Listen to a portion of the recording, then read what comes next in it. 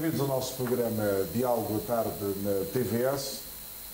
Está em Forja a criação do Observatório em São Tomé e Príncipe, no quadro de uma parceria entre a CEP, a Associação dos Jornalistas de São Tomé e Príncipe, a FONG-STP e a CESA, se é que se pode, portanto, dizer isto.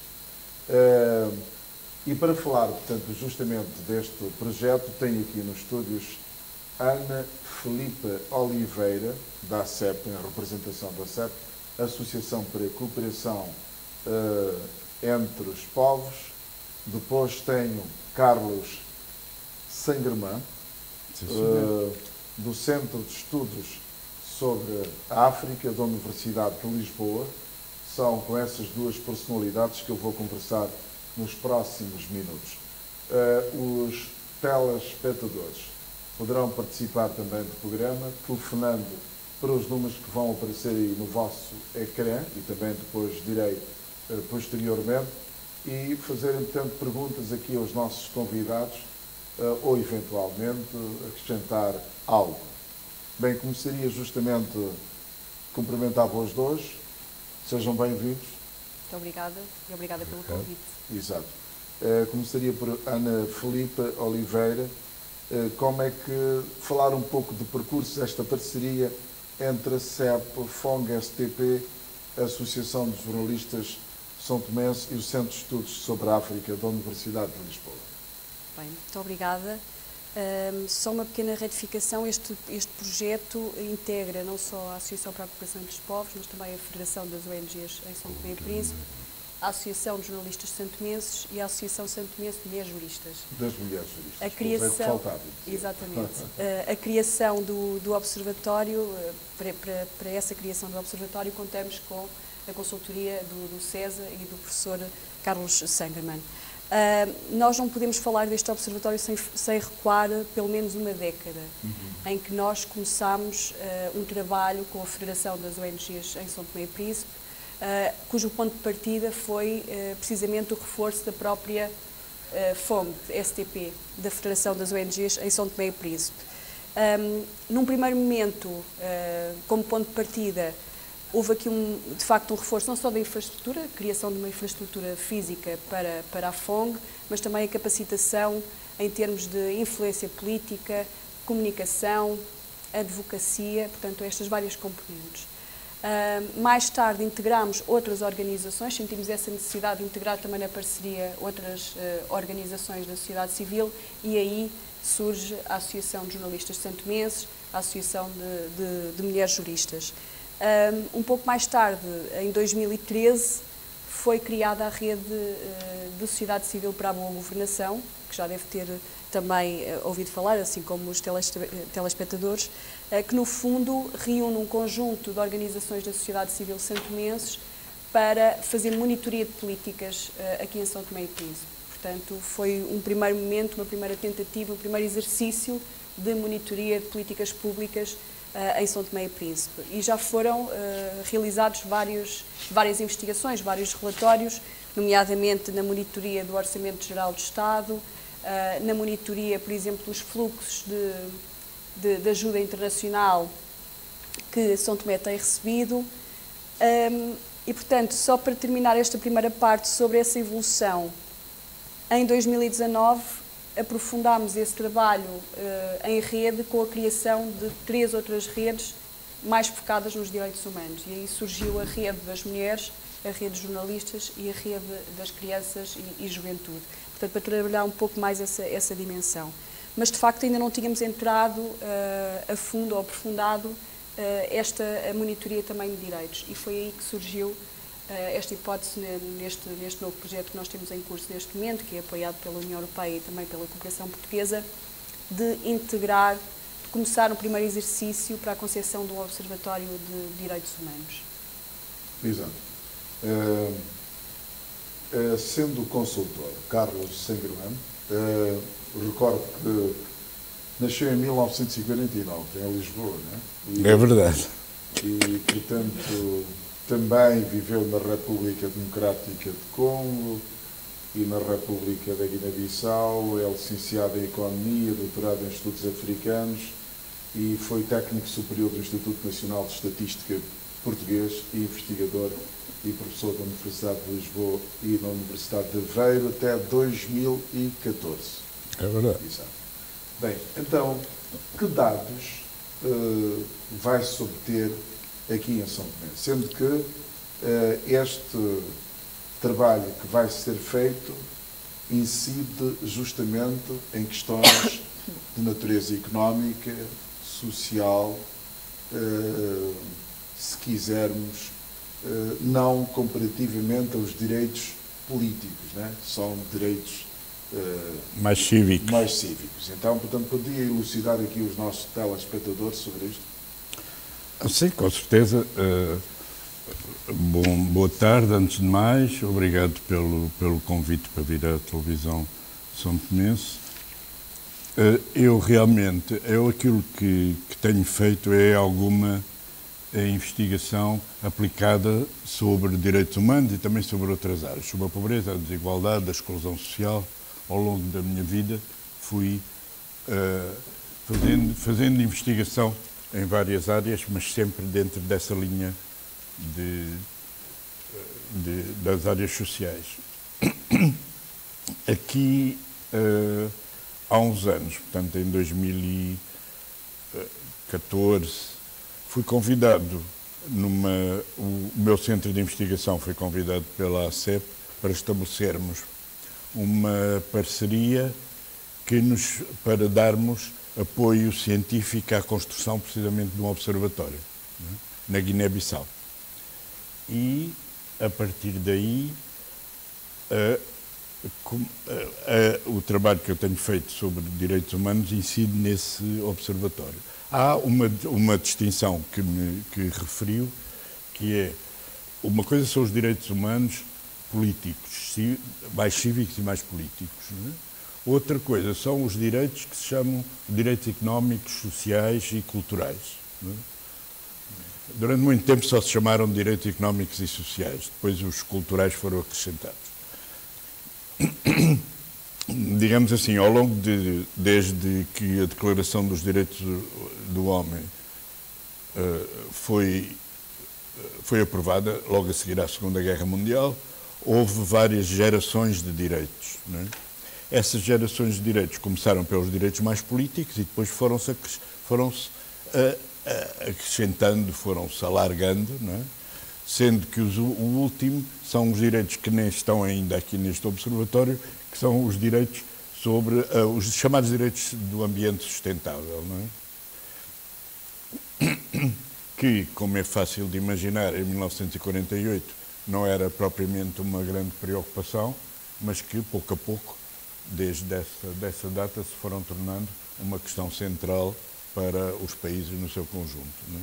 E hoje essa questão dos direitos do ambiente sustentável coloca-se com maior acuidade. Sim, sem qualquer dúvida. Há duas grandes áreas que se colocam hoje com muita acuidade e que, quando a Declaração dos Direitos do Homem, quando a Carta Africana dos Direitos dos Povos, quando os Objetivos do Milénio foram pouco a pouco acrescentando áreas. Uma é a área da igualdade de género e a outra é a área do ambiente. O que nós vamos aqui começar é um observatório que, a partir da experiência daquilo que foi a Guiné-Bissau, tem duas linhas fundamentais. Primeira, é assente em dados, em informação recolhida, junto das famílias e junto das instituições, das escolas, dos centros de saúde, dos tribunais, dos hospitais. O observatório é sempre apoiado, é sempre assente em informação recolhida. Segundo, é recolhida em no vosso caso, em todos os distritos e na região autónoma do Príncipe. Ou seja, não se monta um observatório destes só em parte de um país, não é? Eu tenho que apanhar tudo. Repare que isto não tira de maneira nenhuma espaço para a existência de um acompanhamento, uma monitorização de direitos humanos mais políticos, não é? Isso é outra área dos direitos humanos. Posso mostrar que na Guiné-Bissau estas duas áreas de direitos deram origem a dois relatórios. O primeiro é este, que é o relatório sobre a situação dos direitos humanos na Guiné-Bissau, resistir ao autoritarismo e reviver Cabral, que é um relatório sobre os direitos políticos. Este é feito por ONGs que tratam especificamente deste tipo de direitos e não são normalmente integrados num observatório. Né? Podiam ser numa noção de observatório mais geral, mas não se faz isso. O que se faz é produzir igualmente publicações em que apanha, no caso deste, apanha áreas da educação, da saúde, da habitação, da qualidade da água, da energia, da justiça e neste, concretamente, também apanha a igualdade de género. Também já houve outro, este é o quarto volume deste projeto de observatório na Guiné-Bissau, já apanha, já houve o volume onde também se procurou perceber a qualidade da alimentação das famílias. No caso concreto de São Tomé e Príncipe, com essas duas vertentes a que se referiu anteriormente, quando é que o Observatório começará a sua implementação? Ora bem, o Observatório que diz respeito a esta publicação, ou seja, o Observatório dos Direitos Económicos e Sociais, na realidade já começou, porque a minha vinda cá é precisamente para dar formação aos inquiridores e organizar o que vai ser o questionário que esses inquiridores se vão dirigir a uma amostra das famílias para fazer recolha de dados. Os inquiridores vão estar envolvidos? Não são muitos. São à roda de 10. 10 inquiridores? À roda de 10, para não é os preciso 6 mais. distritos e a região autónoma do Príncipe? Sim. Não é preciso mais. Eu sempre preferi ter inquiridores bem preparados e que pudessem ser acompanhados de muito perto do que inquiridores que hoje fazem inquéritos, amanhã fazem outra coisa qualquer diferente. Eu prefiro ter pessoas que vão acompanhando o Observatório ao longo dos anos e que ganham experiência na recolha das informações.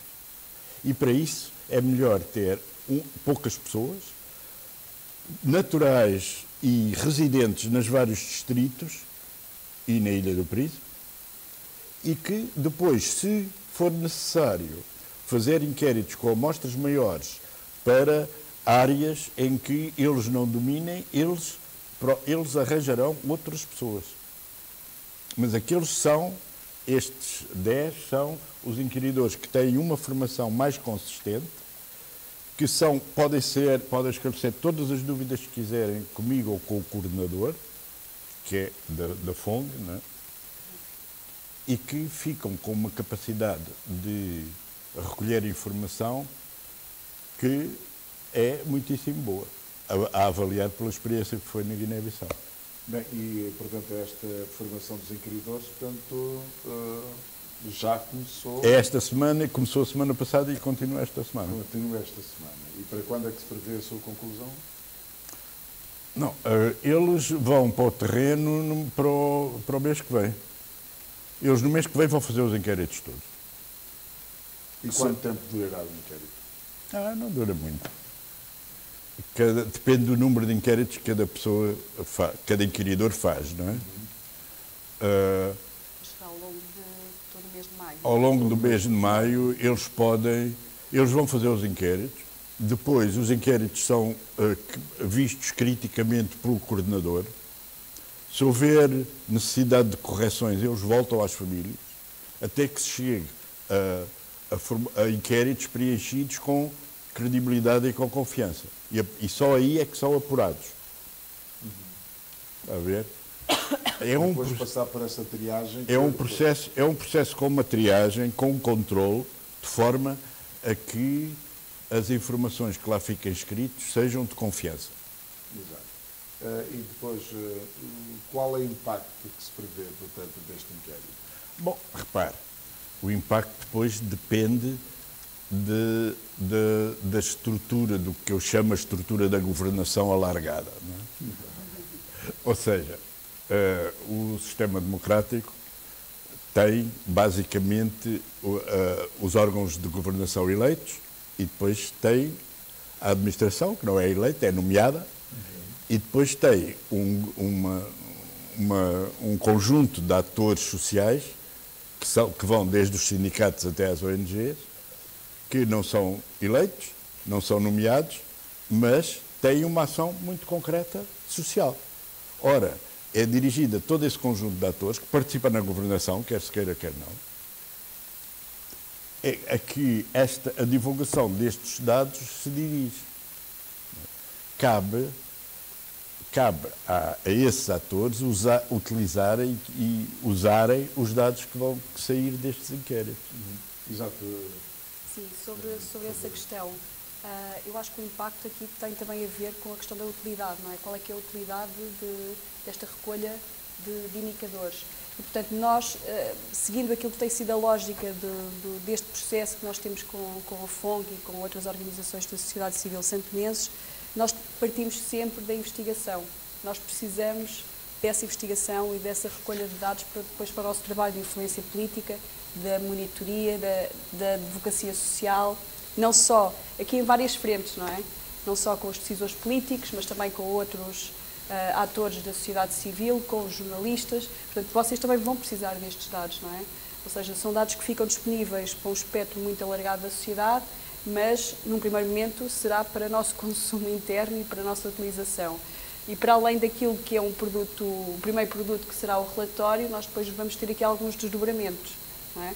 Ou seja, imaginemos algumas brochuras com informação mais simples, em que a gente possa ir a nível descentralizado também discutir esses dados com núcleos, diferentes núcleos da comunidade. Na região autónoma do Preço. Exatamente, e que tenha um tipo de população que não lê o relatório inteiro, não é? Mas que percebe, se tivermos uma linguagem mais infográfica, mais simples, percebe o que é que estamos a transmitir e discuti-los também com essa população. E não só ajusando, como também a montante. Falar com decisores políticos, ir ao Parlamento, aos ministérios, devolver também a informação que vamos extrair dos próprios ministérios, da saúde, da educação. Portanto, fazer a partir desta recolha para depois fazer esse movimento, não é? Bem, os telespectadores podem ligar para os números 985 8825, repito, 985 8825 ou 907 4862. Repito, 907 4862. Bem, podem ligar e formularem perguntas aqui aos nossos convidados. Hoje estamos a falar da criação, portanto, de um observatório, uma parceria que envolve a FONG-STP, a CEP, neste caso, o Centro de Estudos sobre a África da Universidade de Lisboa e também a Associação das Mulheres Juristas. Então, os telespectadores podem colocar perguntas ou, eventualmente, alguém que esteja na posse desta ou daquela informação e, portanto, avançar. Não hesitem, liga para estes números que eu anunciei anteriormente. Bem, disse que esses dados que vão ser recolhidos poderão ser, não será, portanto, uma propriedade, digamos assim, exclusiva de quem vai os produzir, né, neste caso. Não, nós queremos divulgar o mais possível, não é? Por isso é que nós precisamos que eles sejam credíveis e assentes em factos, em informação que é recolhida no terreno e que depois é validada precisamente pelo professor Carlos Sangerman. para além de um primeiro momento em que vamos tentar sistematizar aquilo que é mais significativo em cada um dos indicadores, a questão do saneamento, o acesso à justiça, o acesso à água potável, o acesso, por exemplo, a uma coisa tão simples como a saúde materno-infantil, acesso a consultas pré-natais. Portanto, estes vários indicadores que vamos recolher, ver aquilo que podemos priorizar e depois, a partir daí, fazer esses desdobramentos, digamos assim. Portanto, espero que estes dados, eventualmente, não venham a colidir com outras informações que estão disponíveis, também feitas por outras organizações parceiras de São Tomé e Príncipe, não é? Não é isto? Não, repare, os dados têm muito a ver com as metodologias que são escolhidas, não é? Quer dizer, é vulgar haver estatísticas que, na realidade, são estatísticas estimadas a partir de outras realidades. O processo de construção dos números da estatística tem muito mais de indefinições do que a maioria das pessoas julga. Não é? Vou-lhe dar um exemplo, não tem a ver com isto. O produto interno bruto, o PIB, a produção de um país. A produção de um país, que é usado por tudo o que é decisores políticos, organizações internacionais e tal, tem uma dose de estimativa enorme. Porque basta pensar um bocadinho na impossibilidade de recolher aquilo que uma boa parte da população produz. Seja aqui, seja em Portugal, seja em França, seja em todos os lados. E, portanto, o modo como se chega aos números pode dar origem a números diferentes. O que interessa é que os números não se afastem muito uns dos outros. Se se afastarem, alguma coisa está mal em alguma das fontes de informação. Se forem no mesmo sentido, é perfeitamente aceitável, desde que com as metodologias sejam diferentes. Exato. Bem, portanto, esses dados vão ser recolhidos e depois de estarem na posse das referidas instituições, vão ser disseminadas tal como fez referência, não é isto? Exatamente. Nós temos aqui várias atividades nestes dois projetos que eu posso referir o nome. Um deles é o Observatório de Políticas Públicas e Governação. O outro projeto, que é financiado pela Cooperação Portuguesa, o outro é a Melhor Governação, Mais Direitos, Mais Cidadania, que é financiado pela União Europeia. São dois projetos que se complementam. Nós vamos ter aqui duas dimensões diferentes, uma a governação e as políticas públicas e outro o Observatório de Direitos. E um vai informar o outro, não é? Ou seja, os dados que nós conseguimos extrair e conseguimos ter acesso neste Observatório de Direitos, vamos também usá-los nessa influência política que os vários parceiros querem implementar ou querem levar a cabo nas suas ações com decisores políticos, não é? Para a definição de políticas públicas melhores.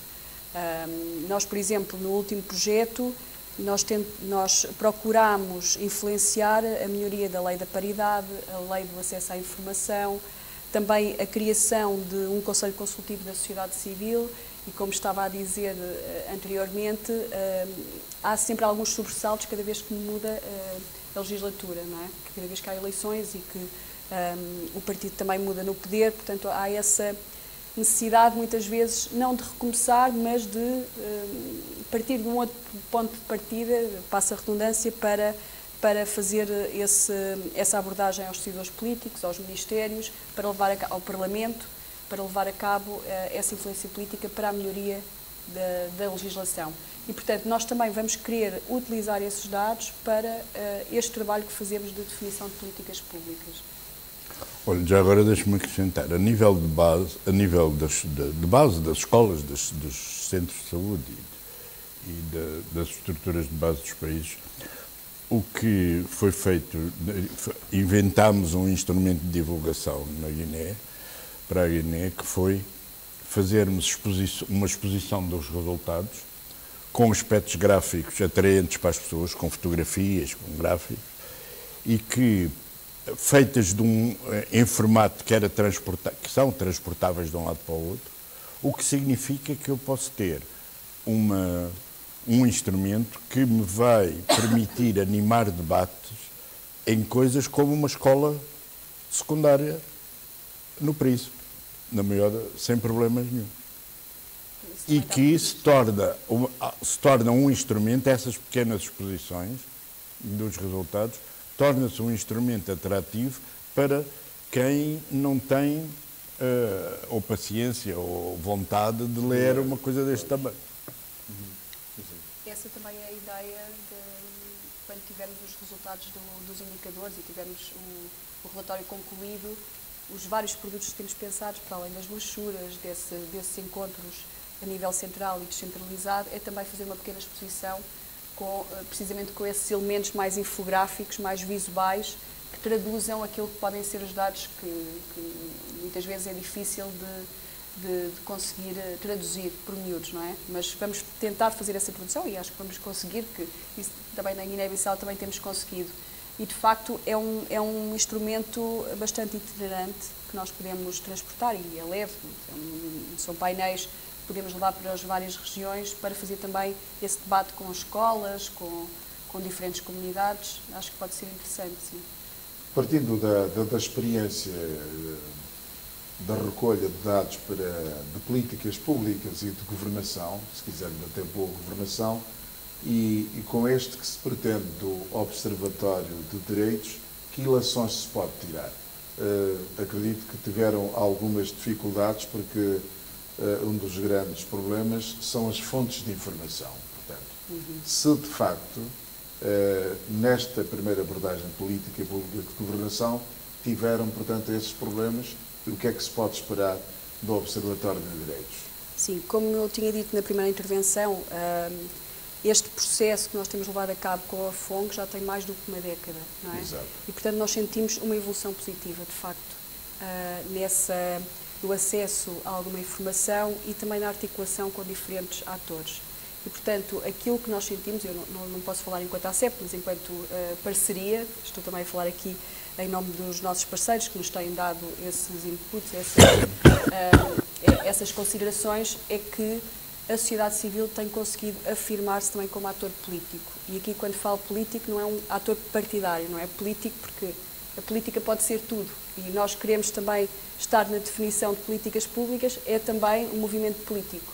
E, portanto, tem aberto aqui brechas para estar também no espaço público, na definição. Ainda não consegue estar muito à mesa das negociações, não é? Mas vamos lá chegar, não é? Nesse diálogo político. Mas conseguem ser um elemento influenciador. Já se sente, exatamente, já se sente essa abertura maior. Por exemplo, posso dar um exemplo de um dos últimos relatórios que nós produzimos, creio que foi o da monitoria do Orçamento de Estado nos setores de água e saneamento. Houve abertura de uma das comissões parlamentares para o apresentar dentro do Parlamento. E, portanto, isso é inédito, não é? Um relatório produzido pela sociedade civil ser apresentado aos deputados dentro do Parlamento. Isso aconteceu há uns 4 ou 5 anos. Portanto, há essa abertura, há essa legitimidade também, porque as organizações de sociedade civil também podem ser um pouco aqui a ponte, não é? Entre as comunidades onde operam e os decisores políticos, onde essas pessoas não têm acesso direto e podem servir desse veículo. No acesso à informação é que nós ainda temos um trabalho a fazer, sim, e por isso estas organizações, e não estou a falar só desta parceria, mas também ao nível da rede de sociedade civil para a boa governação, estão a tentar que seja implementada a lei de acesso à informação, e é uma das prioridades nos próximos meses também, continuar esse trabalho e tentar que essa lei seja aprovada.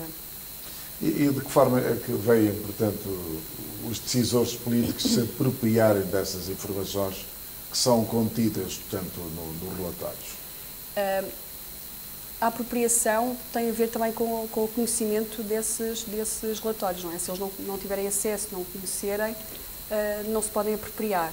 Portanto, o que nós vamos fazer e que fazemos cada vez que produzimos investigação, porque as nossas ações partem sempre desta investigação, por parte da sociedade civil, é depois de tentar, um dos primeiros movimentos, digamos assim, é bater à porta de ministérios e do Parlamento para apresentar aos decisores políticos. Ou, se não formos diretamente ao Ministério ou ao Parlamento, convidá-los, quando fazemos apresentações noutros espaços, como a Universidade de São Tomé ou mesmo o Centro Cultural Português, convidar também a pessoa responsável de tutela para integrar o painel e para discutir os dados connosco. Portanto, é sempre isso que nós tentamos. E a partir daí, isso depois é uma decisão dos próprios governantes de se apropriarem ou não. Mas não fica por aí também o processo de influência política, não é?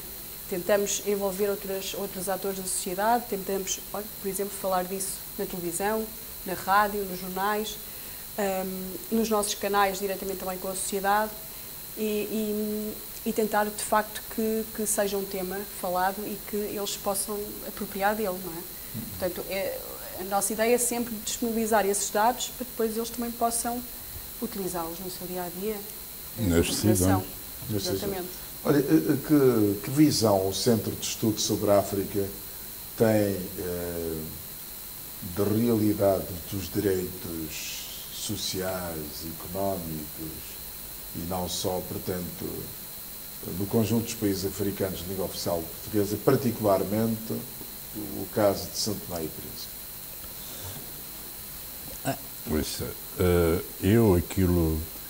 Eu penso que não é assim de dizer que há uma visão única dentro de um centro de investigação, não é? Ou seja, os investigadores têm necessariamente visões variadas, porque esse tema não é um tema muito linear, não é? É um tema muito complexo e tem versões variadas. A versão que eu tenho, pessoalmente, é que desde as independências até hoje houve uma evolução positiva, com altos e baixos, como em todos os países que saíram de uma independência de um poder colonial, mas que é como se esses altos e baixos tivessem este sentido. Ou seja, pioram um bocadinho, melhoram um bocadinho, pioram, melhoram, mas a tendência é sempre para uma melhoria. Há alturas em que estão piores, há outras alturas em que estão melhores, mas, de uma forma geral, é um conjunto de países que tem vindo pouco a pouco a melhorar. Aqueles países como Angola e, em parte, Moçambique, que tiveram guerras civis, andaram mais devagar. Os países que não tiveram guerras civis andaram mais depressa. Com mais instabilidade ou menos instabilidade. Os dois países que tiveram mais estabilidade, que foi Cabo Verde e São Tomé e Príncipe, os indicadores mostram que andaram mais. Mas no mundo assaz globalizado, não é? Com os crescentes problemas que nós vemos hoje, quer que olhamos, portanto, para o mundo e vemos, portanto, a questão hoje com essa situação, portanto, das crises climáticas, olhando para o caso do não São Tomé e Príncipe não tem este problema, o caso do Sudão, etc., por aí fora. Como é que se pode visualizar estes problemas, a questão, portanto, dos tais direitos que se pretende, num contexto que não é tão, como é que é dizer, que não é tão atrativo, digamos assim. Nós sabemos que hoje há muitos problemas, já tivemos com a questão da Covid e agora com os problemas de conflitos de natureza bélica, etc. Como é que se pode? Repara, eu tenho tendência para pensar que o longo prazo é uma coisa, o curto prazo é outra, não é? Mas o que é? Portanto, a curto prazo, eu no curto prazo eu posso passar 20 ou 30 anos péssimos. E a longo? Repare, o princípio do século XX, até metade do século XX, foi uma desgraça. Teve 2 guerras mundiais e teve fome em muitos países que não foi brinquedo.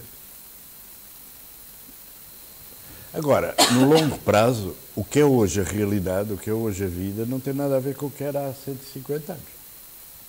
É muito melhor do que era.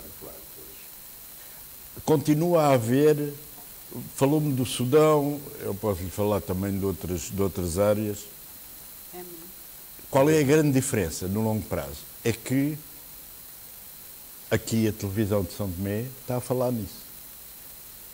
Pois. Eu ainda me lembro de aparecer nos jornais um massacre feito na República Democrática, no que é hoje a República Democrática do Congo, o antigo o antigo Zaire, e que teve guerra civil muito forte logo depois da independência. Eu ainda me lembro da notícia do massacre aparecer porque havia uma série de corpos que tinham vindo pelo rio abaixo e tinham dado a uma cidade. Porque ninguém sabia que tinha havido esses massacres. Ou seja, hoje em dia, a chamada globalização, ou seja, faz com que eu saiba e posso ter ação ou preocupar-me, no mínimo, com aquilo que se passa no Sudão do Sul. Há 50 anos, isso não existia. Portanto, eu tenho tendência para pensar que o facto de, hoje em dia, a informação ser instantânea e muitíssimo alargada faz com que os decisores, a sociedade em si, também tenha mais capacidade de se preocupar com os problemas existentes. E a partir do momento em que se está informado e se pode preocupar, procura soluções, como sempre fez. Não piora, procura soluções. E esta procura de soluções que estamos constantemente se quisermos, não à procura, utilizando essa expressão. Estamos permanentemente à procura e, de uma forma geral, vamos melhorando. É evidente, se me disser, a Ucrânia há 20 anos vivia melhor do que vive agora, é evidente. Os países do Médio Oriente, é evidente.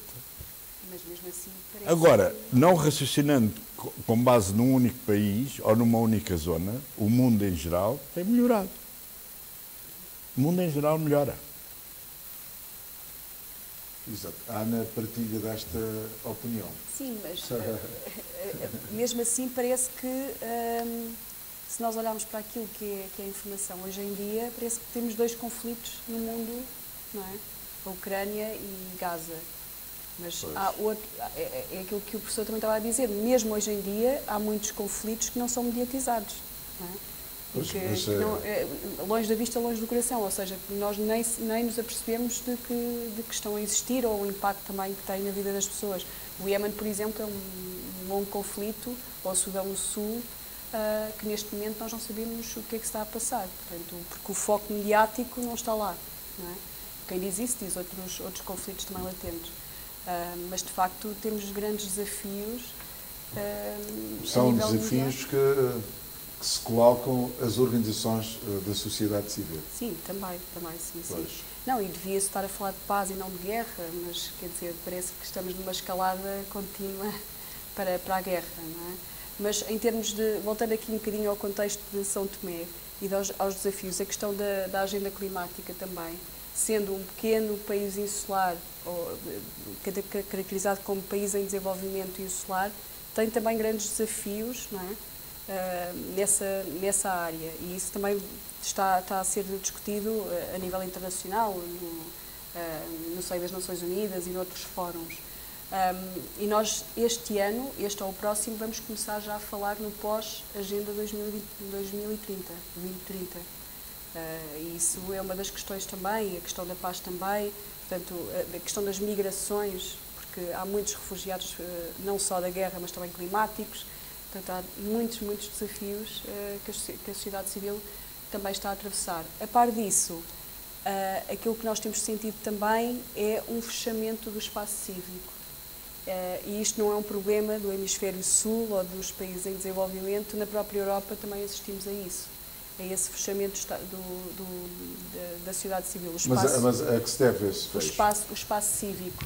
Por exemplo, nós temos ONGs que são criminalizadas quando fazem auxílio a pessoas no Mediterrâneo, e que não devia acontecer. Também temos criminalização de protestos espontâneos, isto para falar na Europa. Temos grandes desafios à liberdade de imprensa. Portugal goza de um ambiente favorável também à liberdade de imprensa, mas a nível europeu e de outros países isso também é um desafio. E por isso é tão importante a sociedade civil se posicionar e também continuar este trabalho de influência política, de pôr o pé na porta, não é? para dizer a quem manda que nós também queremos estar à mesa das negociações, também queremos ter uma palavra a dizer.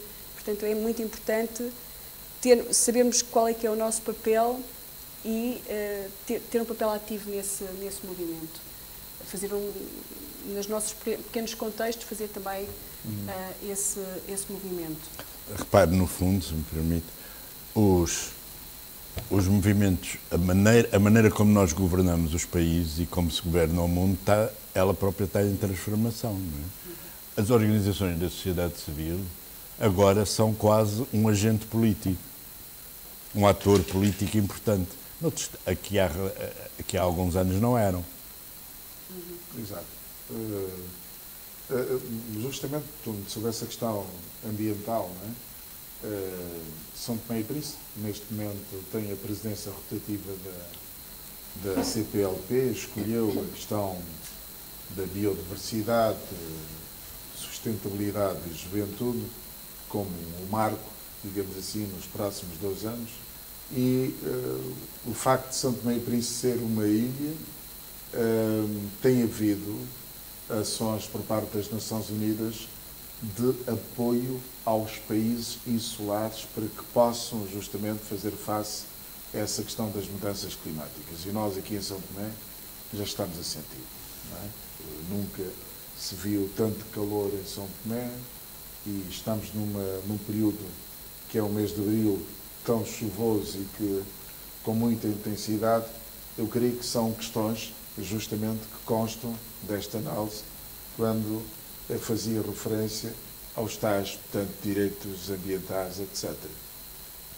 Sim, ou seja, no fundo, os direitos ambientais foram-se instalando como uma questão à qual a humanidade tem que olhar e fazer alguma coisa, precisamente porque começaram a ser um problema, não é?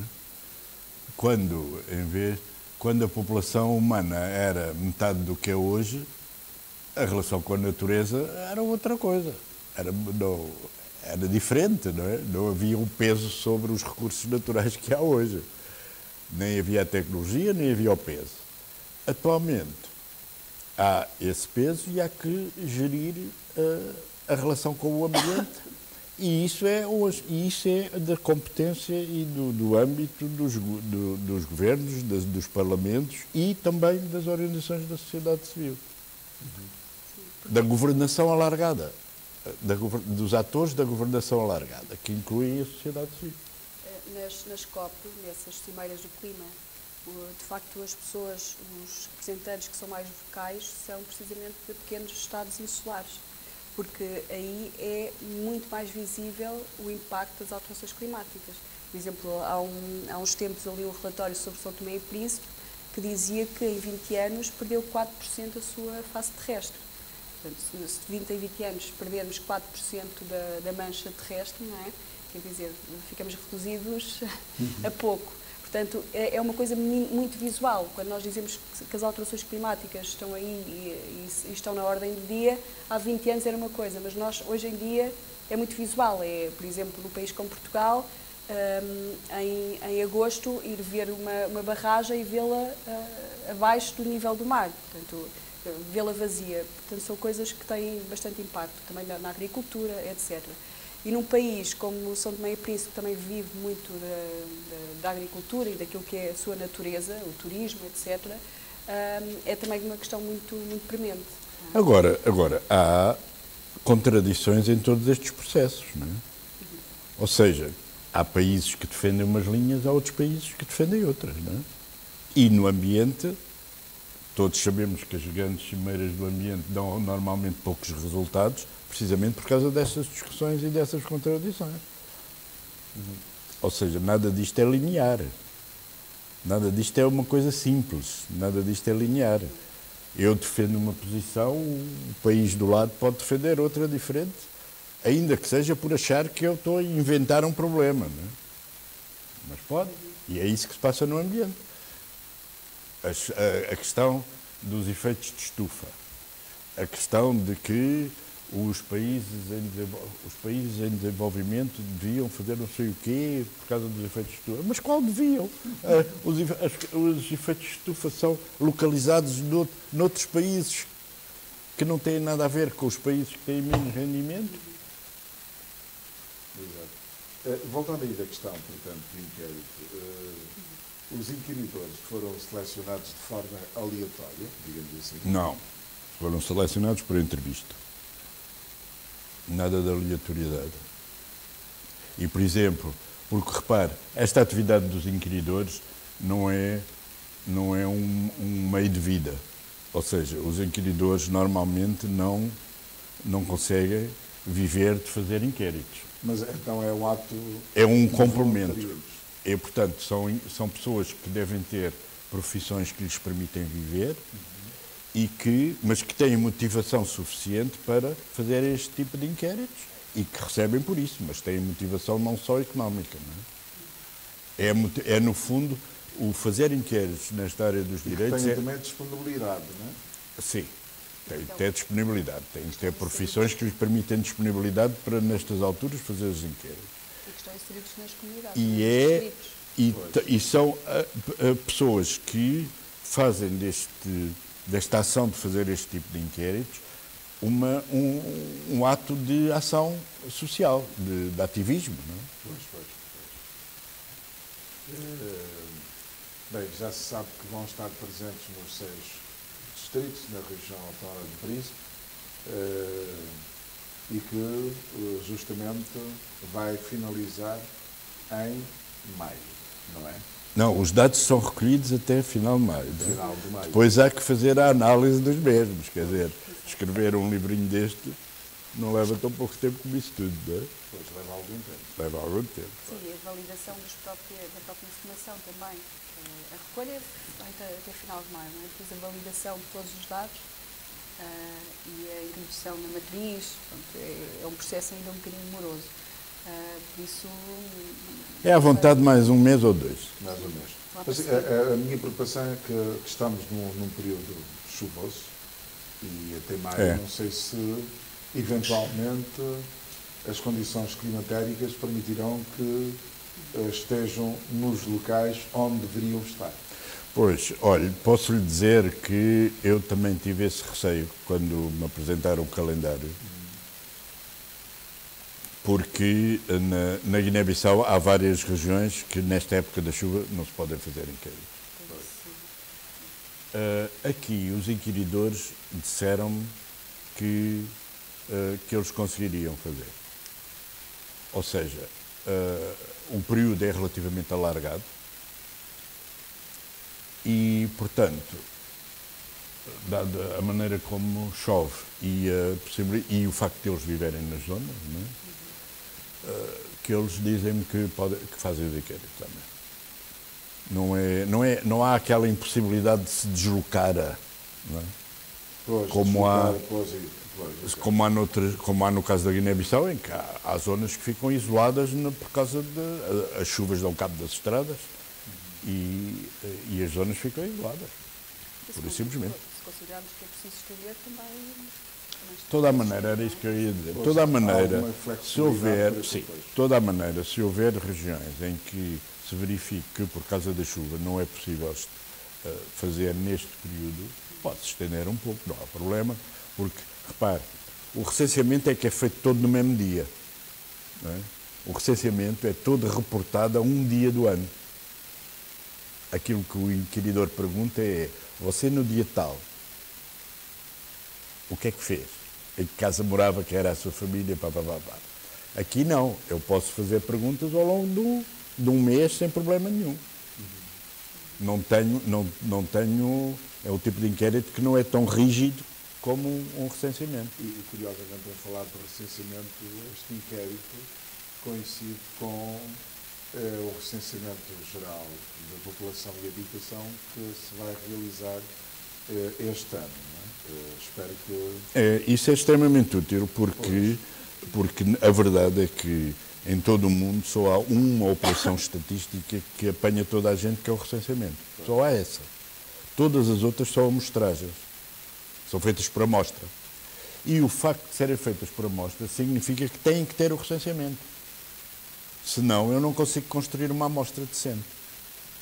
Pois, este ano ainda vai haver o recenseamento geral da população e habitação.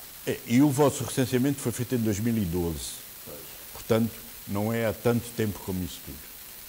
E, portanto, dá para construir as amostras ainda razoavelmente. Não é há tanto tempo. Espera-se que venhamos a ter uma boa amostra. Sim. Não é difícil fazer uma amostra de famílias no país como São Tomé. Não é difícil. As pessoas estão muito concentradas. A nossa ideia depois é fazer também a devolução da informação nos vários distritos. Nas principais localidades dos vários distritos, que é onde vai haver recolha de informação e a exposição, pelo menos, deve lá ir. E, portanto, esse observatório, digamos assim, que independentemente desta ação que vai decorrer até maio, que não seja, portanto, o início de um longo processo, digamos assim. Não, espera-se, digamos assim, vamos lá ver. Não é um longo processo no sentido em que se arraste o apuramento disto, não é isso. O observatório agora veio para ficar. Sim, eu espero que pois, sim. É o primeiro exercício. É o primeiro exercício. É o primeiro exercício. Porque, repare, seja eu posso variar as áreas, seja interessa ter pontos de comparação. Ou seja, interessa-me fazer, se eu faço agora os inquéritos de recolha de dados, interessa-me daqui a um ano ou dois voltar a fazer os mesmos e ver como é que evoluiu. Não é? Aliás, acaba por ser uma medida do impacto. Se as coisas piorarem em certas áreas é porque não teve impacto nenhum. Não é? Se melhorarem é porque deu alguma contribuição. Aquilo que nós temos feito, naquele primeiro momento que fizemos com o Observatório, ainda não é bem, não está constituído ainda um Observatório de Políticas Públicas, mas a ideia também é criar o Observatório de Políticas Públicas e Governação a partir da sociedade civil, não é? Da iniciativa da sociedade civil. E aquilo que nós tentamos sempre fazer é que o relatório seja feito pela sociedade civil cá, mesmo que tenha o apoio de um consultor interno, um consultor externo que tem tido, não é? Por exemplo, o relatório sobre a monitoria do Orçamento Geral do Estado em matérias de obras públicas, que foi feito em 2014, em que foi a vários distritos ver o estado em que estavam as obras públicas que estavam comprometidas ou que deviam estar já terminadas. Portanto, haver essa vigilância, digamos assim, da parte da sociedade civil, daquilo que é a governação, não é? Das várias dimensões da governação. E aquilo que nós queremos agora com o Observatório dos Direitos é complementar esses exercícios que já temos feito, não é? Portanto, haver uma sociedade civil que é ativa, que está vigilante e que quer dialogar com o espectro muito alargado da sociedade. E quer também que estes dados estejam disponíveis para os diferentes quadrantes, desde a sociedade civil em geral, jornalistas, até aos decisores políticos que se quiserem utilizá-los e se tiverem essa abertura. E têm tido essa abertura também para discutir os dados connosco e para e para também os integrar naquilo que é a sua definição de políticas públicas. Portanto, é tentar, e acho que temos conseguido, ser um parceiro de diálogo, essencialmente. Exato. Quer acrescentar alguma coisa? Não, eu só queria terminar dizendo que este observatório vive dos dados recolhidos, o que significa que sejam as instituições, as escolas, os centros de saúde, sejam as famílias, têm que dar os dados. Ou seja, eu aquilo que queria era tornar claro para toda a gente que possa estar a ver que sem a colaboração, sem a boa vontade das pessoas às quais lhes aparece o inquiridor, não há esta recolha. Portanto, as pessoas devem facilitar o trabalho de recolha. Mas os inquiridores estão bem identificados nas suas comunidades, não é? Sim. E depois serão identificados, serão com algum uniforme, etc. Não, uniforme não, mas tem um crachá. Sim. Para que não se confundam com outros inquéritos, digamos assim. E são identificados e explicam às pessoas o que é que vão fazer. De uma forma geral, a experiência que nós temos é que as pessoas aceitam, mas não faz mal nenhum aproveitar aqui a vossa abertura de estarmos aqui para reforçar isso, seja no caso das instituições, seja no caso das pessoas, das famílias em si. Eu acredito que o trabalho do inquiridor será fundamental, não é? É bom que eles sejam ágeis e que saibam, portanto, de facto, fazer... As perguntas estão já no inquérito e acredito que haverá total abertura por parte das pessoas em dar esta ou aquela informação. Assim seja. É também os meus votos, os nossos votos. Exatamente. Bem, acredito que tocamos em tudo. Não sei se têm algo a acrescentar à volta dessa questão, portanto, de inquérito que vai ser feito no âmbito do Observatório de Direitos, não é? Sim. E então, não sei se a Ana Filipa quererá acrescentar alguma coisa. É só reforçar esse apelo para que haja abertura por parte das diferentes instituições, porque também vamos recolher informação do Ministério da Saúde, da Educação, não é isso que está... Sim, as instituições em geral, aquelas das áreas. E também da parte da própria sociedade, porque de facto, sem termos esses dados, não podemos também melhor conhecer aquilo que é o contexto e a situação dos direitos humanos em São Tomé e Príncipe e delinear aquilo que podem ser atividades futuras para, no fundo, tentar influenciar aquilo que são as políticas públicas para um melhor bem-estar e uma melhor qualidade de vida também em São Tomé e Príncipe. Então, aqui os meus agradecimentos à Ana Filipa Oliveira, da CEP, Associação para a Cooperação entre os Povos, e Carlos Sanderman, se é assim que se pode dizer. Isso vem da pronúncia de... Francesa, vem da palavra Saint-Germain. Saint-Germain. Curiosamente tem um bom clube de futebol. Paris Saint-Germain. Então, muito obrigado. Não é? Eu espero que, de facto, recordo que é do Centro de Estudos sobre a África da Universidade de Lisboa. Bem, nós também queremos agradecer aqui os telespectadores que nos acompanharam, embora saibamos que não tiveram ocasião de telefonar, mas o importante é que nós passamos a informação e que saibam que vai ser feito este inquérito no âmbito do Observatório de Direitos e o nosso muito obrigado.